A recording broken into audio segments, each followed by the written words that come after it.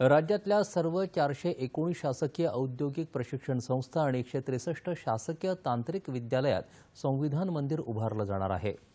15 ऑगस्टला स्वातंत्र्य दिनाचं औचित्य साधत एकत्रितरित्या ऑनलाईन पद्धतीनं या सर्व संविधान मंदिरांचं लोकार्पण केलं जाईल अशी माहिती कौशल्य विकास मंत्री मंगलप्रभात लोढा यांनी दिली।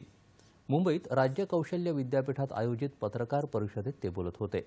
सामाजिक न्यायाची खरी शिकवण ही संविधानातून मिळत असल्यामुळे संविधान मंदिर स्थापन करण्याचा निर्णय घेतल्याचं त्यांनी सांगितलं। याद्वारे विद्यार्थ्यांना घटनेची महती आणि त्याचं महत्त्व समजावून देण्यात येईल असं देखील लोढा यांनी सांगितलं। नीतिमंत विचार आणि हाताला रोजगार असणारी पिढी घडवण्यासाठी सरकार प्रयत्नशील असून हे मंदिर विद्यार्थ्यांना सक्षम बनवेल, त्यांच्या विचारांना आकार देईल असा विश्वासही त्यांनी व्यक्त केला।